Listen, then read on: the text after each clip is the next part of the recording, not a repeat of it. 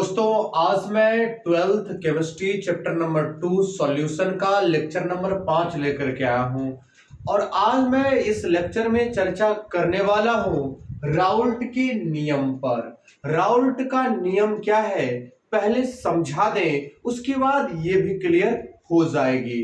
तो देखिए, सबसे पहले एक ए द्रव लिया मैंने, ये शुद्ध प्रावस्था है। मैंने एक दूसरा बी द्रव लिया, ये भी मैंने बिल्कुल शुद्ध प्रावस्था में लिया। मैंने दोनों को मिला करके एक विलयन बना दी। अब ये जो विलयन बना, अब ये शुद्ध नहीं रहा, ए प्लस बी का मिश्रण हो गया। ए प्लस बी का मिश्रण हो गया। तो राउल्ट नियम समझने से पहले सबसे पहले एक आपको वाष्प दाब नामक टॉपिक समझनी होगी। तो वाष्प दाब क्या होता है, तो आइए हम समझा दें आपको। वाष्प दाब क्या होता है आइए समझा दें। मान लीजिए यह एक द्रव है, द्रव को गर्म कीजिएगा तो धीरे धीरे वाष्प बनेगा और ये वाष्प बनता जाएगा। मान लेते हैं यह एक कोई द्रव है। मान लेते हैं यह कोई द्रव है। जब द्रव को गर्म करते हैं तो वाष्प बनता है। वाष्प बनता है धीरे धीरे करके।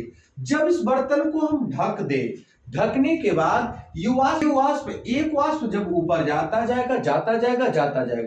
चूंकि हम खुला वातावरण नहीं है इसीलिए रुकेगा।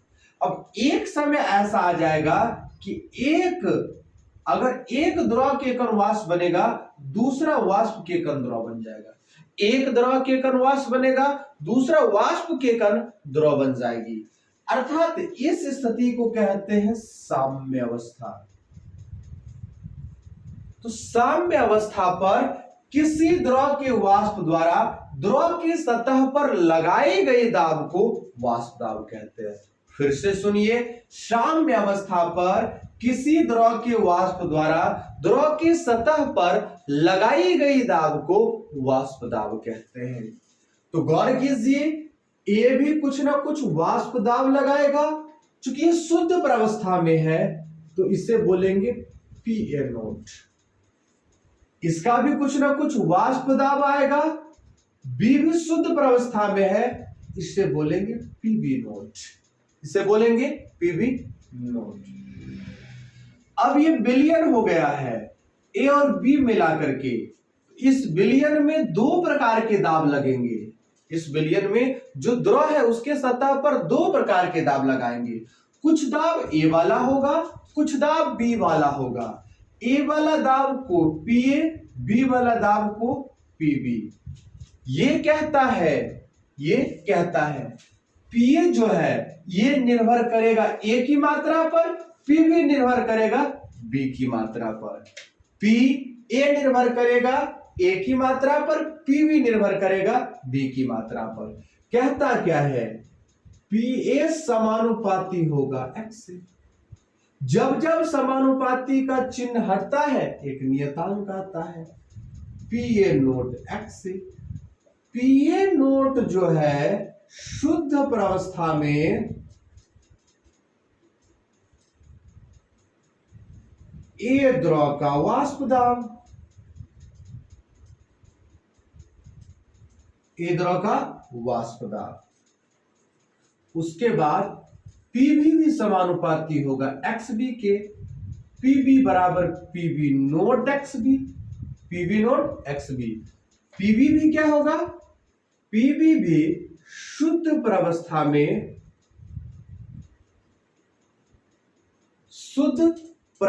में बी द्रव का वाष्प दाब।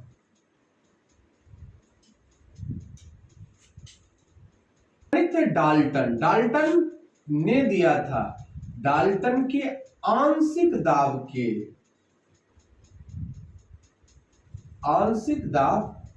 के नियमानुसार।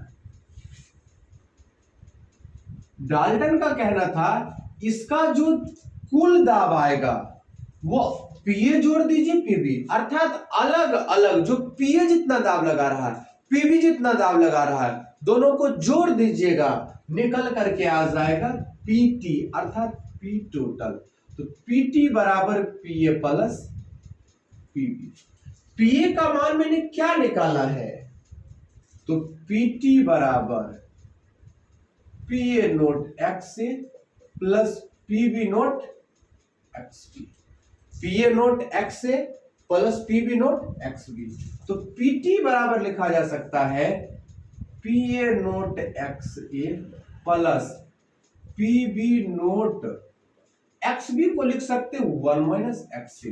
मैंने बताई थी x A plus x B बराबर 1 होता है, तो एक्स बी बराबर 1 माइनस एक्स ए लिख सकते हैं, मैंने वही चीज लिखी है।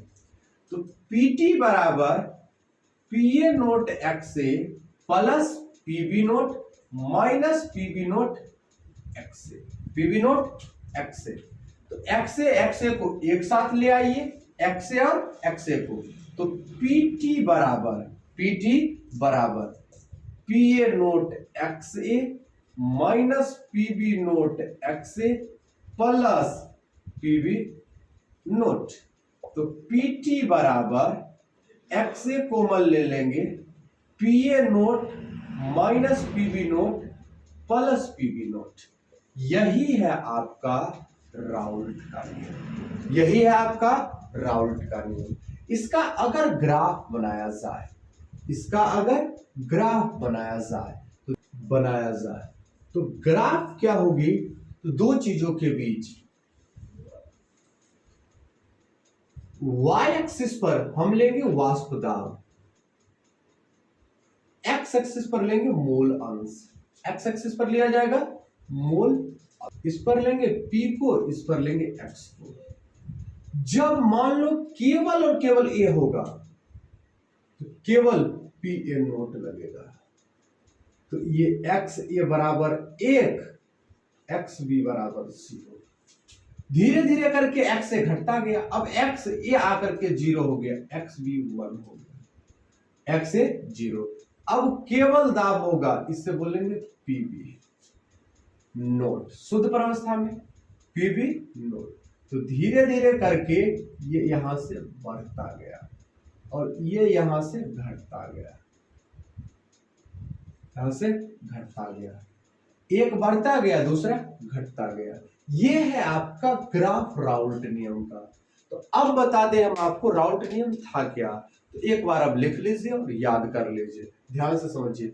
फ्रेंच रसायनज्ञ मार्टे राउल्ट ने 1886 में किसी द्रव्य विलयन के आंशिक दाब और उसके मोल अंश के मध्य संबंध स्थापित करके एक नियम का प्रतिपादन किया। तो उसका आंशिक दाब पीए और मोल अंश एक्स से इसी के बीच संबंध स्थापित किया और एक नियम का प्रतिपादन किया, जिसे ही कहते हैं राउल्ट का नियम। इस नियमानुसार वाष्पशील द्रवों का इस नियमानुसार वाष्पशील द्रवों के विलयन में प्रत्येक अवयव का आंशिक दाब, जैसे ए और बी विलयन बनाया मैंने, तो ए और बी का आंशिक दाब, जैसे ए का आंशिक दाब पीए और बी का आंशिक दाब पीबी, आंशिक दाब विलयन में उसके मोल अंश के समानुपाती होता है, अर्थात पीए समानुपाती एक्स और पीबी समानुपाती एक्स बी। समानुपाती का चिन्ह हटा, एक नियतांक है, पीए बराबर पीए नोट एक्स, पीबी बराबर पीबी नोट एक्स बी। मैंने डाल्टन के आंशिक दाब के नियमानुसार दोनों को जोड़ा, पीटी बराबर पीए प्लस पीबी आई, पीटी बराबर PA naught plus PA naught x A plus PB naught x B. अगला स्टेप में मैंने लिखा पीटी बराबर PA naught x A plus PB naught into 1 minus x A, PT बराबर PA naught x A plus PB naught minus PB note x A. ये चीजें थी, तो यहां पर मैंने इसको कॉमन लिया, तो पीटी बराबर x A into PA naught minus PB naught plus PB naught. तो आज मैंने चर्चाएं की राउल्ट के नियम पर। राउल्ट का नियम क्या है, इसका डेरिवेशन कैसे की जाती है, इसका ग्राफ कैसे बनाई जाती है, और सबसे पहले मैंने चर्चाएं की थी वाष्प दाब पर, और राउल्ट नियम के आधार पर विलयन दो प्रकार की होती है। राउल्ट नियम के आधार पर विलयन दो प्रकार की है, एक आदर्श और दूसरा अनादर्श विलयन, जिस पर हम डिस्कस अगले वीडियो में करेंगे। आशा करते हैं ये वीडियो आपको बहुत खूबसूरती से समझ आई हो। अगर वीडियो पसंद आई है तो वीडियो को लाइक कीजिए, साथ ही चैनल को सब्सक्राइब कीजिए। मिलते हैं हम आपसे अगले वीडियो में, तब तक के लिए हंसते रहिए, मुस्कुराते रहिए, पढ़ते रहिए रसायन शास्त्र एम महाराज के साथ।